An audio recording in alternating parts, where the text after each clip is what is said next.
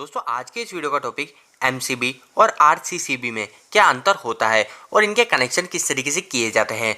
दोस्तों ये हमारे सामने एक आरसीसीबी है जिसकी रेटिंग आपको दिख रही है 40 एम्पियर और यहाँ पे लिखा हुआ है दोस्तों 100 मिली एम्पियर।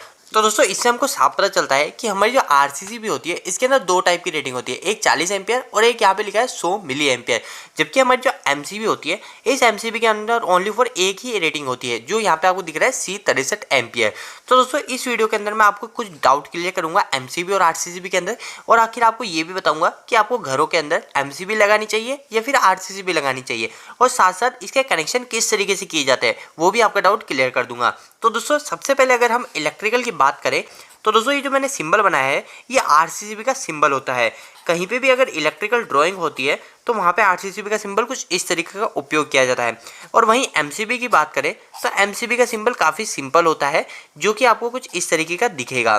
तो दोस्तों एमसीबी के सिंबल में हमको सिर्फ दो प्रोटेक्शन होती है, वो हम दो प्रोटेक्शन को बना देते हैं तो ये हमारा एमसीबी का सिंबल हो जाता है। आरसीसीबी का उपयोग क्यों करते हैं तो दोस्तों सबसे पहले मैं आपको बता रहा हूँ कि हमारी जो एमसीबी होती है उस एमसीबी का उपयोग क्यों किया जाता है। तो दोस्तों एमसीबी का उपयोग हमारे जो भी इलेक्ट्रिकल के इक्विपमेंट है, जैसे आप आपके घर का बल्ब ले लो या फिर दोस्तों इसके अलावा आप आपके घर के फैन लो, जो भी इलेक्ट्रिकल के इक्विपमेंट है उसको प्रोटेक्शन के लिए कि अगर वो इक्विपमेंट कभी भी खराब ना हो जाए। अब वो खराब किस कारण से होता है तो दोस्तों वो खराब दो कारणों से होते हैं, या तो वो शॉर्ट सर्किट से खराब होंगे।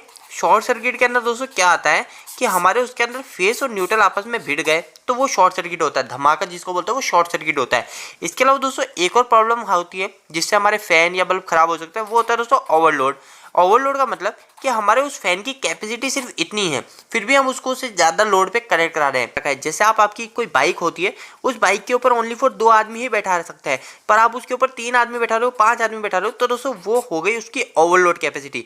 उस ओवरलोड कैपेसिटी से हमको एमसीबी प्रोटेक्शन देती है, हमारे शॉर्ट सर्किट से हमको एमसीबी प्रोटेक्शन देती है। तो दोस्तों अब आरसीसीबी लगाते क्यों है तो दोस्तों हमारी जो एमसीबी होती है वो मैंने आपको बताया वो प्रोटेक्शन देती है हमारे इलेक्ट्रिकल के इक्विपमेंट को, ठीक है, इलेक्ट्रिकल इक्विपमेंट को। पर जो हमारी आरसीसीबी होती है, जो ये हमारी आरसीसीबी है, ये हमको प्रोटेक्शन देती है दोस्तों, ये हमें प्रोटेक्शन देती है, यानी ह्यूमन प्रोटेक्शन। ह्यूमन प्रोटेक्शन का मतलब हमें कभी जो आपने सुना होगा शॉक लगता है, वो शॉक जो होता है उस शॉक से हमको प्रोटेक्शन देती है। ये आरसीसीबी वर्क करती है हमारे लीकेज करंट पे। तो दोस्तों हमारे घर के अंदर हमको क्या उपयोग लेना चाहिए, एमसीबी लेना चाहिए, आरसीसीबी लेना चाहिए। तो दोस्तों हमको घर में एमसीबी भी लगानी चाहिए और साथ साथ हमको आरसीसीबी भी लगानी चाहिए।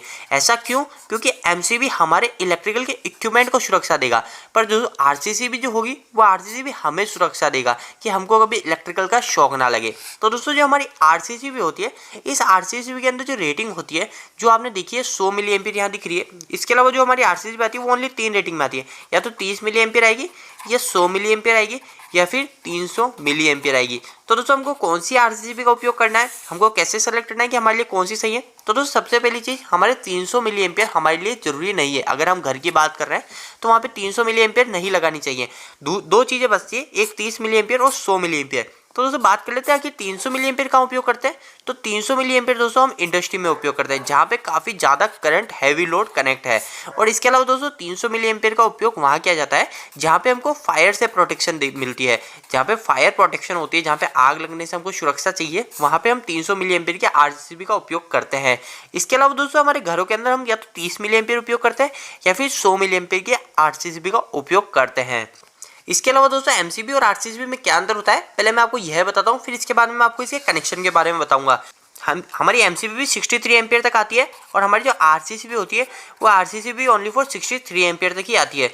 तो दोस्तों अब मन में एक कन्फ्यूजन आ रहा होगा कि यहाँ पे 40 एम्पियर लिखा है, इसका क्या काम है। तो दोस्तों ये जो 40 एम्पियर है ये इसकी करंट कैरिंग कैपेसिटी है कि आखिर आप इसको कितने करंट कैरिंग पे उपयोग कर सकते हो, मतलब आप इसको कितने एम्पियर के लोड के साथ कनेक्ट करा सकते हो। तो दोस्तों वो है यहाँ पे 40 एम्पियर। इस 40 एम्पियर के ऊपर आप इसको कनेक्ट नहीं कराएंगे, अगर इसके ऊपर कनेक्ट रहेंगे तो ये जो 100 मिली एम्पियर की आरसीसीबी है ये बिल्कुल एक्यूरेट इस पर वर्क नहीं करेगी। तो इसकी जो मैक्सिमम कैपेसिटी है वो 40 एम्पियर ही है। पर दोस्तों ये हमको ओवरलोड पे प्रोटेक्शन नहीं देगी। ऐसा नहीं है कि जो हमारी एमसीबी होती है ये 63 एम्पियर, तो 63 एम्पियर से ज़्यादा जाने के बाद ये ऑटोमेटिक ट्रिप कर देगी, ऐसा नहीं। ये आरसीसीबी का फंक्शन अलग होता है, आरसीसीबी की वर्किंग अलग होती है। इसके अलावा दोस्तों दूसरा जो डिफरेंस होता है वो मैंने आपको बताया कि हमारी जो एमसीबी होती है दो प्रोटेक्शन देती है, एक देती है दोस्तों ओवरलोड से और एक देती है हमको शॉर्ट सर्किट से। पर अगर आरसीसीबी की बात करें, कोई आपसे पूछे कि आपको आरसीसीबी क्या क्या प्रोटेक्शन देती है, तो आप उनको बोल सकते हो ये हमको प्रोटेक्शन देती है दोस्तों अर्थ फॉल्ट से।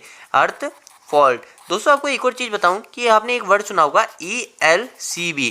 तो दोस्तों ये ELCB क्या होता है? तो दोस्तों RCCB और ELCB सेम ही चीज़ है। ELCB जो था वो पुराना मॉडल था, जैसे आपके एक मोबाइल है उस मोबाइल का पुराना मॉडल आता है ना, तो दोस्तों वही है। हमारा ELCB जो है वो कीपैड मॉडल है और जो RCCB है वो स्क्रीन टच मोबाइल है। इसके ऊपर दोस्तों डिटेल वीडियो मैंने बना रखा है कि RCCB और ELCB में क्या अंतर होता है। अगर आप वो देखना चाहते हैं हमारे चैनल को विजिट कर सकते हैं।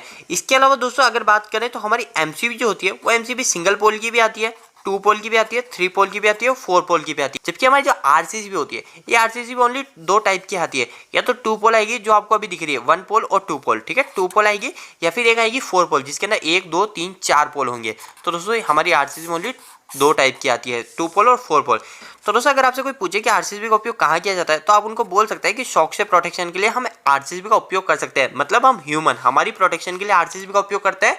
दोस्तों अब इसके कनेक्शन की बात करते हैं कि आखिर इसका कनेक्शन किस तरीके से किया जाता है। तो दोस्तों कनेक्शन की बात करें तो कनेक्शन में सिर्फ 2 चीज़ें आती है, या तो हम पहले MCB को लगाएंगे या फिर हम पहले RCCB को लगाएंगे। तो दोस्तों मैं दोनों चीज़ आपको यहाँ पे डायग्राम के जरिए बताऊंगा कि आखिर कौन सा सही है। तो दोस्तों मैंने यहाँ पे सबसे पहले MCB लगाई, फिर MCB के जो आउटपुट निकला उस पर मैंने लगाया RCCB। जैसे ये MCB है, इस MCB के अंदर मैंने डाला फेस और इधर डाला मैंने न्यूट्रल। इसको MCB को ऑन करा और ऑन करने के बाद जो आउटपुट निकला वो RCCB में डाला, और इस RCCB को ऑन करने के बाद जो हमने आउटपुट निकाला वो हमने लोड से कनेक्ट कर दिया, ठीक है, ये हमने लोड से कनेक्ट कर दिया।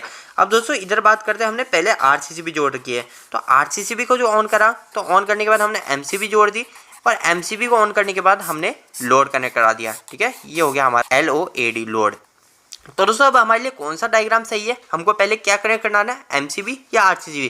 तो दोस्तों हमारा जो डायग्राम सही है वो ये सही है, हमको पहले MCB कनेक्ट करानी चाहिए, RCCB हमको नहीं करानी चाहिए। तो दोस्तों इससे नुकसान क्या है, दोस्तों देखो कभी भी हमारा इलेक्ट्रिकल का जैसे लोड है या फिर कोई भी फॉल्ट आता है, जैसे शॉर्ट सर्किट फॉल्ट की बात करते हैं, तो अगर हमारा शॉर्ट सर्किट फॉल्ट यहाँ पे जो किसी भी कारणवश ये फेस और न्यूट्रल आपस में भिड़ गया, सबसे डेंजरस फॉल्ट जो होता है वो शॉर्ट सर्किट फॉल्ट होता है।